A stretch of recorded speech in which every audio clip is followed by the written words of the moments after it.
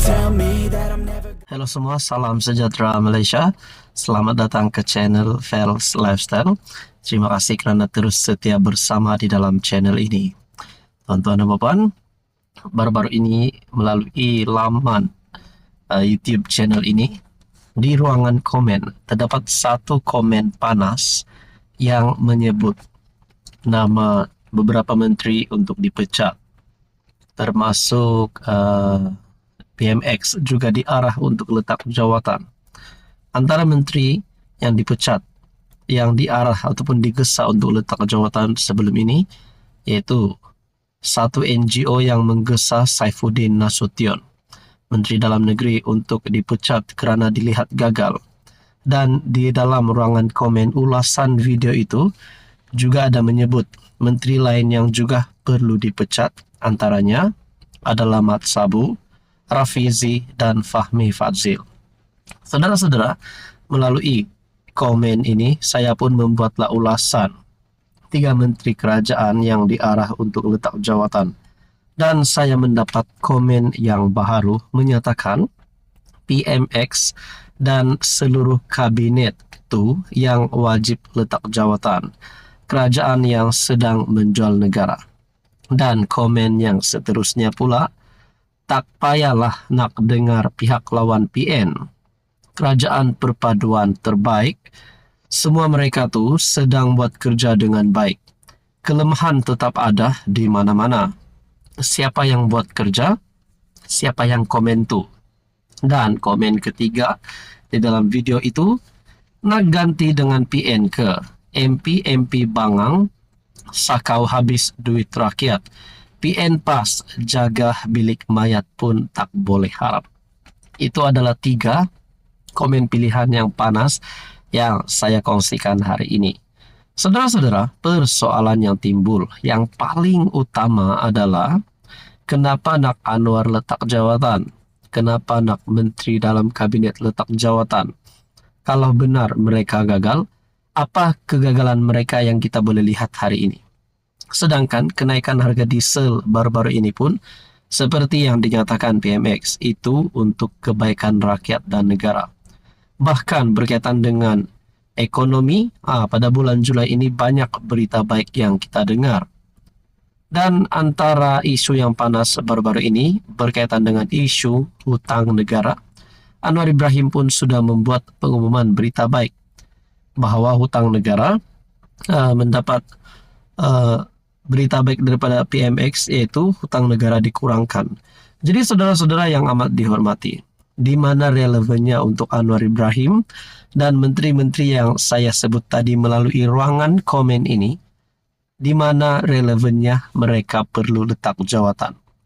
Sudah pasti yang mahu mereka letak jawatan ini adalah penyokong kepada PN, penyokong kepada pembangkang khususnya, kerana nak PN jadi kerajaan semula.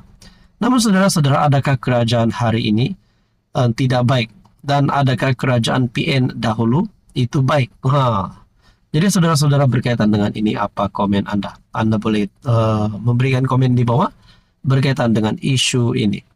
Gesaan kepada Anwar dan gesaan kepada menteri di dalam kabinet kerajaan untuk letak jawatan. Saya secara peribadi menolak perkara ini. Kalau nak mereka letak jawatan, ada satu cara saja. Cara itu adalah kita tunggu pilihan raya umum ke-16 nanti. Kalau PN boleh buktikan mereka sekali lagi boleh menjadi kerajaan, semua itu pasti berlaku. Tuan-tuan dan puan, apa komen Anda? Sekian saja, teruskan bersama di dalam channel ini. Halo semua, salam sejahtera Malaysia. Selamat datang ke channel Fels Lifestyle. Saudara-saudara, baru-baru ini kita dikejutkan dengan satu isu di antara PAS dan Gerakan. Berkaitan dengan isu sumbangan dana syarikat arak kepada sekolah, di mana kedua-dua parti di dalam komponen Perikatan Nasional ini mempunyai pendapat yang berbeza, pendapat yang berlanggar.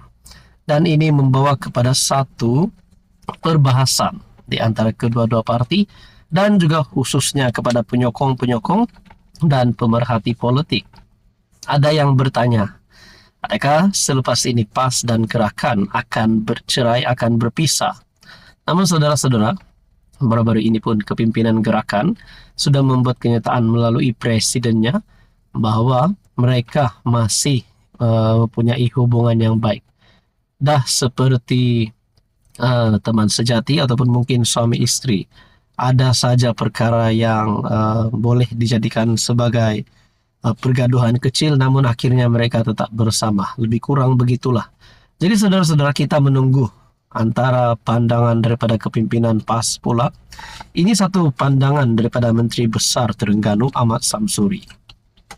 PAS tak bincang putus hubungan dengan gerakan. PAS tidak bercadang untuk mengkaji semula kerjasamanya dengan gerakan, dan perkara itu tiada dalam perbincangan dan agenda parti itu, kata Naib Presidennya Ahmad Samsuri Mokhtar.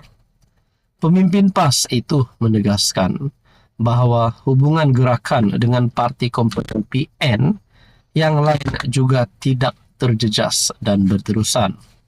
Samsuri berkata, hal ehwal dalaman akan diselesaikan dengan baik dan tidak melibatkan pihak luar.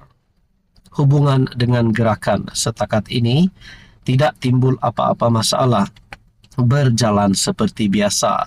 Kita pun tiada bincang dalam mesyuarat untuk ambil langkah yang lain. Setakat ini tidak timbul agenda untuk dibincangkan, mesyuarat belum lagi, katanya di Petik Sinar Harian. Tambahnya, isu yang timbul lebih kepada hal ehwal dalaman parti politik masing-masing. Apa yang berlaku dalam keluarga kami, biar kami selesaikan cara keluarga dalam muafakat kami sendiri, tambah Menteri Besar Terengganu itu.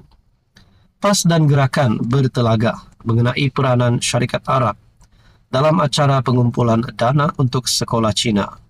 Sebelum itu mereka juga bertelaga berhubung isu larangan judi di Kedah.